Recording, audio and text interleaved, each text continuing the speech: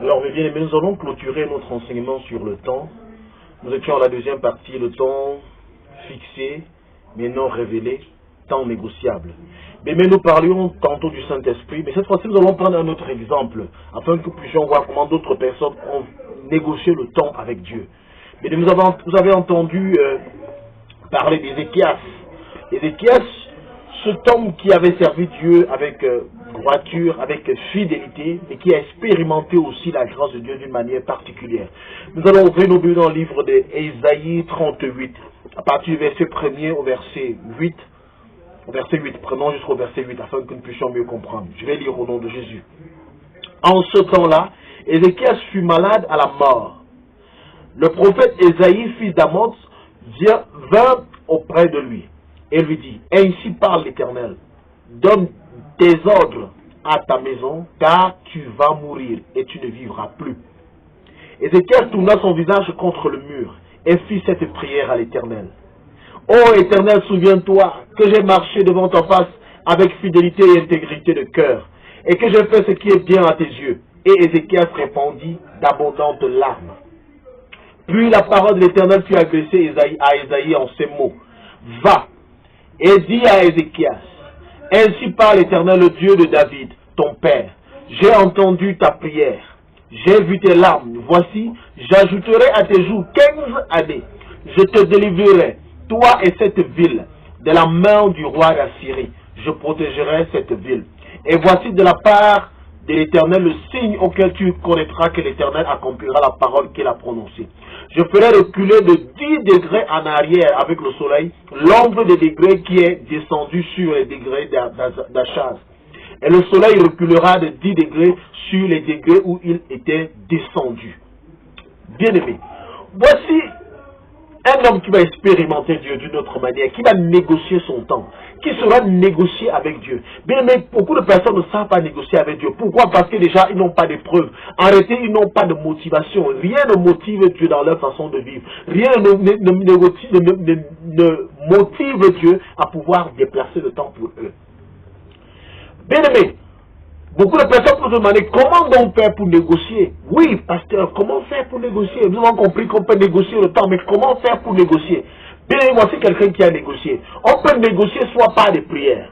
Oui, nous avons vu déjà avec les disciples, par leur comportement, leur dévotion, ils ont montré la raison pour laquelle est-ce qu'ils voulaient réellement le Saint-Esprit. C'était quoi? Prêcher l'évangile avec audace.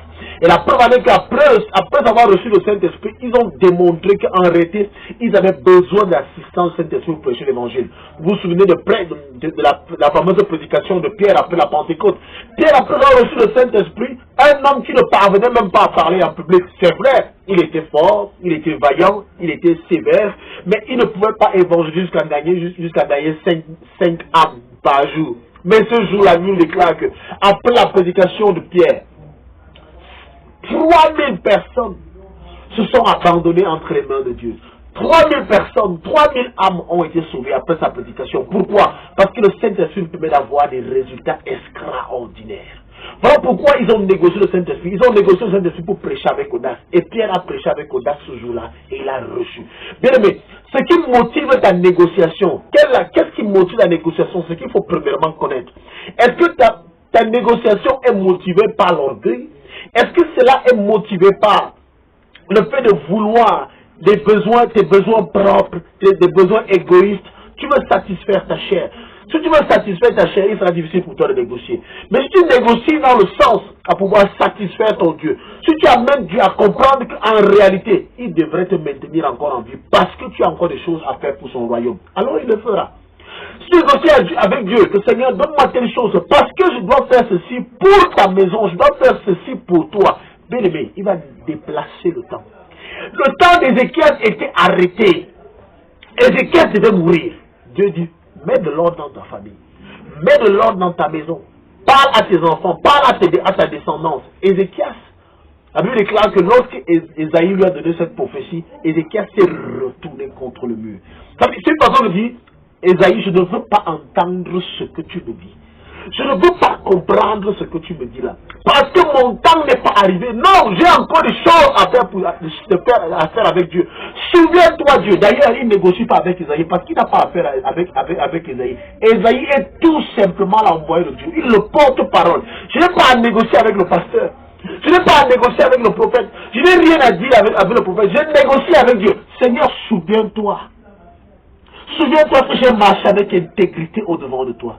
Souviens-toi que j'ai toujours été présent quand tu as eu besoin de moi. Moi aussi, en ce moment, je veux que tu me fasses du bien. Alléluia. Alléluia. Il négocie son temps. Et la Bible déclare que Esaïe n'était pas encore parti. Lorsque la parole fut agressée encore à Esaïe, il dit, Esaïe va dire. Va dire à Ézéchias que j'ai entendu ça. C'est là, c'est écrit. J'ai suivi ses pleurs. Alors voilà ce que je vais faire. Je vais ajouter, je vais augmenter à ces jours. 15 années, bien aimé. 15 années. Le temps était pourtant fixé. Mais Dieu dit, ok. Pourquoi? Parce que ici, Dieu a souvent dit à Esaïe que va dire à Ézéchias de faire la paix, de classer sa famille, de ranger sa famille, de ranger sa maison, qui donne des ordres à sa famille. Il n'a pas dit exactement quand est-ce que Ézéchias devait mourir. Voilà la chose. Parce que s'il avait dit à Esaïe, va dire à Ézéchias qui mourra dans 2 ans. Bien aimé, il n'y avait plus de négociation à faire. Pourquoi? Parce que le temps allait être connu des hommes. Et une fois que le temps est connu des hommes, Dieu ne peut pas changer ce qu'il a déjà dit à un homme. Alors, bien aimé, Esaïe va partir, va seulement faire la déclaration, dit, on a demandé que tu fasses le rangement. Fais le rangement dans ta famille, car ton temps est arrivé. Alors Ézéchias dit, mon temps est peut-être arrivé dans le cœur de Dieu, mais dans mon cœur, ce n'est pas encore cela, je vais négocier. Et il parle à Dieu, il dit, Seigneur, tu sais que j'ai été fidèle devant toi. Mais Dieu va montrer comment est-ce qu'il va déplacer le temps. C'est de la physique. C'est de la physique. Il déclare, et voici de la part de l'Éternel, le signe auquel tu connaîtras que l'Éternel accomplira la parole qu'il a prononcée. Je ferai reculer de 10 degrés en arrière avec le soleil, l'ombre des degrés. Ça veut dire que Dieu va ramener Ézéchias. Il va ramener Ézéchias à 15 ans antérieurs. Vous comprenez peu. Il va ramener Ézéchias à 15 ans. Il va déplacer le temps. Il va déplacer les degrés en arrière avec le soleil. L'ombre des degrés qui est descendu sur le degré d'Achaz. Et le soleil recula de 10 degrés sur le degré où il était descendu. C'est-à-dire que le soleil est retourné. C'est comme pour faire un demi-tour. Le soleil a fait un demi-tour pour aller recommencer la course à zéro. Alléluia. Ça, c'est des choses que Dieu peut faire. Bien aimé, il est possible pour toi de négocier ton temps. Arrête donc de croire qu'il y a, quand le temps de Dieu viendra. Non, bien aimé. Si tu vas attendre le temps de Dieu, oui, il peut se réaliser pour toi, mais tu peux négocier. Tu peux négocier. Voilà donc pourquoi aujourd'hui, nous avons voulu enseigner cela aux enfants de Dieu, afin que notre langage change, afin que notre façon de penser change, afin que notre façon de prier change. Beaucoup de personnes prient bien, mais à la fin de leur prière déclarent souvent des choses absurdes. Oh Seigneur, qu'il en soit fait selon ta volonté, qu'il en soit fait selon ton temps. Vraiment, seulement que ta volonté s'accomplisse. Si la volonté de Dieu doit s'accomplir en toutes choses, bien aimées, ça ne serait plus à rien qu'il nous dise, il nous donne soin et désir de notre cœur. S'il nous donne soin et désir de notre cœur, ça veut dire que nous pouvons tout négocier avec lui. Tant que ce n'est pas connu, tant que cela n'est pas connu, tant que cela n'est pas révélé, s'il a révélé, bien aimé, il n'y a plus rien à faire. Mais s'il n'a pas révélé, bien aimé, tu peux négocier. Alors, bien aimé, apprends à partir d'aujourd'hui à négocier ton temps. Toute prophétie donnée, tant que le temps n'est pas révélé, peut s'accomplir en 1 jour, en 2 jours, en 3 jours, en 4 jours, mais tout cela dépend de toi. Parfois, c'est par nos prières, nos actions de grâce, les sacrifices que nous faisons, nos sacrifices prophétiques. Oui, tout cela, voilà autant de choses qui peuvent amener à ce que Dieu déplace notre temps. Ce qui peut amener Dieu à pouvoir déplacer notre temps. Je sais que bien aimé, tu as été béni par cet enseignement. Je crois qu'à partir de aujourd'hui, même tes prières vont changer. Ta façon de prier va changer. Ta façon de négocier avec Dieu va changer. Et tu vas cesser un certain langage. Car ce langage est le langage des défaitistes. Défaitistes. Dormir et dire le temps de Dieu va s'accomplir. Et pourtant il nous dit, 1000 ans sont comme un jour. 1000 ans sont comme un jour. Alors s'il faille attendre, tu attendras longtemps. Et Dieu seul sait quelle est l'espérance de vie de l'homme sur la terre. God is love. Que Dieu vous bénisse. Merci Seigneur pour cet enseignement. Que la gloire te revienne. Amen.